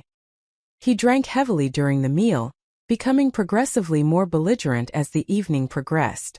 The explosion came during dessert when conversation touched briefly on my upcoming research trip. Marcus launched into a vicious attack on my entire career and life choices, stating loudly that my education had been wasted, my work contributed nothing of value to anyone, my sustainable agriculture consulting was hobby farming for wealthy liberals rather than real agricultural business, and my stubborn commitment to impractical idealism demonstrated selfish unwillingness to help family members who actually needed support. The verbal assault was clearly driven by alcohol and personal frustration, but the hostility felt genuine and deeply hurtful. Jennifer attempted to intervene and change the subject, but Marcus continued his tirade. He turned specifically to the farm issue, declaring that I was being unreasonable about refusing to sell Grandpa's property when family members had legitimate financial needs that the property value could address. He stated that if I really cared about family, I would recognize that holding on to worthless agricultural land for sentimental reasons, while my brother struggled financially, represented the worst kind of selfish behavior. He demanded that I commit to selling the property immediately and sharing proceeds with siblings who deserved financial assistance more than I deserved to play farmer. I responded as calmly as possible that the farm belonged to Grandpa, and that any decisions about its future were his to make rather than mine or Marcus's. I noted that Grandpa had been very clear about his intentions to continue operating the farm according to his own methods for as long as he lived, and that I intended to respect his wishes regardless of Marcus's financial needs. This response enraged Marcus further, leading to accusations that I had manipulated Grandpa against the family, and poisoned his mind with environmental nonsense that prevented him from making rational economic decisions about valuable property. Our parents intervened at this point, but their intervention focused on calming Marcus, rather than defending me against his accusations. My father suggested that emotions were running high, and that perhaps we should all take time to cool down before discussing property matters further. My mother offered platitudes about family needing to support each other, and finding compromises that worked for everyone. Neither parent acknowledged the fundamental inappropriateness of Marcus's behavior, or defended my right to maintain boundaries around Grandpa's property. I left the dinner early, too upset to remain in the toxic environment Marcus had created. As I gathered my belongings to depart, Marcus made a final statement that echoed in my mind throughout the months that followed. He declared that one way or another, he would get access to the value locked up in that worthless farm, because he was not going to let his sister's stupid environmentalism prevent him from solving his financial problems. The statement was delivered with such conviction and hostility that it felt like a threat rather than merely drunken ranting. 2 weeks later I departed for Peru, spending 8 months conducting research in remote mountain regions with limited communication access. During my occasional satellite phone check-ins with colleagues and monthly emails when we reached villages with internet connections, I received minimal information about family developments. My parents sent brief messages saying they hoped my research was going well, and looked forward to my return. Jennifer forwarded a few family photos and news updates. Marcus sent nothing, maintaining the hostile silence that had characterized our relationship since the disastrous dinner. I learned later that Marcus's financial situation had continued deteriorating during my absence. His trading performance remained poor, generating modest losses rather than the dramatic gains he constantly predicted. His debt burden increased as he struggled to meet basic living expenses, while also servicing existing loans. He became increasingly fixated on the farm as his solution, apparently convinced that if he could force or persuade me to sell the property, his financial problems would be resolved. When our grandfather passed away during my final month in Peru, Marcus saw opportunity rather than loss. He attended the funeral with appropriate solemnity, but colleagues later told me that he had been observed discussing property values with Jennifer during the reception following the service. He had apparently already begun calculating sale prices and proceeds distribution before our grandfather had been in the ground for 24 hours. The will reading 1 week after the funeral, where attorney Kowalski revealed that Grandpa had left the farm specifically to me with detailed language about maintaining sustainable agricultural practices, represented a devastating blow to Marcus's plans. The bequest structure meant he would receive an equal share of the remainder of Grandpa's estate, but would have no claim on the farm itself. More significantly, it meant his anticipated solution to his financial crisis had disappeared. leaving him in desperate circumstances with no apparent path forward. Marcus's immediate hostile reaction during the will reading, accusing me of manipulating Grandpa and demanding explanations from Attorney Kowalski about the will's validity, revealed the depth of his desperation and his immediate intention to challenge the bequest legally. He had clearly expected the farm to be included in the general estate for equal division among all grandchildren. The discovery that Grandpa had specifically excluded the property from equal distribution represented not just financial disappointment but personal rejection, since our grandfather's choice implicitly communicated his judgment that Marcus was unsuited to manage the property or honor its agricultural legacy. Our parents' immediate support for challenging the will reflected both their own disappointment about property distribution and their continued pattern of enabling Marcus's denial of personal responsibility. Rather than acknowledging that Grandpa had made a thoughtful decision based on years of observing all his grandchildren's values and capabilities, they immediately framed the situation as evidence of manipulation or diminished capacity, requiring legal correction. They agreed to fund litigation challenging the will without apparently considering whether such action might be disrespectful to their deceased father-in-law's clearly expressed wishes. Marcus took charge of organizing the legal challenge, researching attorneys who specialized in will contests, and developing the legal theory that would frame the lawsuit. He convinced our parents that they were actually protecting Grandpa's true intentions against distortion by a granddaughter who had isolated him from the family and manipulated him emotionally during his declining years. This narrative allowed everyone to feel righteous about pursuing litigation rather than self-interested, transforming an inheritance dispute into a noble effort to correct an injustice. The lawsuit filed 4 months after Grandpa's death represented Marcus's last desperate attempt to salvage his financial situation through accessing farm sale proceeds. The complaint's allegations of undue influence, isolation, and diminished capacity were crafted to paint me as a calculating manipulator and Grandpa as a confused elderly man incapable of making sound decisions. The demand for jury trial reflected strategic calculation that emotional appeals about family fairness might sway laypeople who knew nothing about sustainable agriculture, land stewardship, or the legitimate philosophical basis for Grandpa's decision. Marcus clearly believed the lawsuit would pressure me into settling rather than enduring expensive litigation and public family conflict. He had no understanding of my commitment to honoring Grandpa's legacy or my willingness to fight regardless of personal cost. He could not comprehend that some values transcended financial calculation, that some responsibilities required defending principles even against family pressure, or that betraying Grandpa's trust would be more painful than any litigation battle could ever be. His fundamental miscalculation reflected the same patterns that had created his financial disasters. He saw only what he wanted to see, dismissed information that contradicted his preferred narrative, blamed others for outcomes resulting from his own choices, and maintained absolute confidence in his judgment despite repeated evidence of poor decision-making.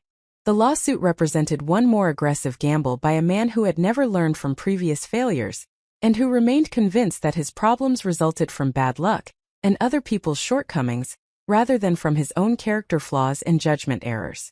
What Marcus did not know, could not anticipate, and would not have believed if told directly, was that his lawsuit had unleashed forces beyond his control. The extensive documentation Grandpa had created, the evidence of Marcus's own financial desperation and pressure campaign, and the clear demonstration of Grandpa's mental capacity and legitimate reasoning, would transform this lawsuit from the quick settlement Marcus expected into a comprehensive exposure of his character and motivations. The courtroom confrontation ahead would reveal truths that Marcus had spent years denying, and the outcome would prove far more costly than he could possibly imagine when filing his confident complaint. Up next, you've got 2 more standout stories right on your screen. If this one hit the mark, you won't want to pass these up. Just click and check them out. And don't forget to subscribe and turn on the notification bell so you don't miss any upload from us.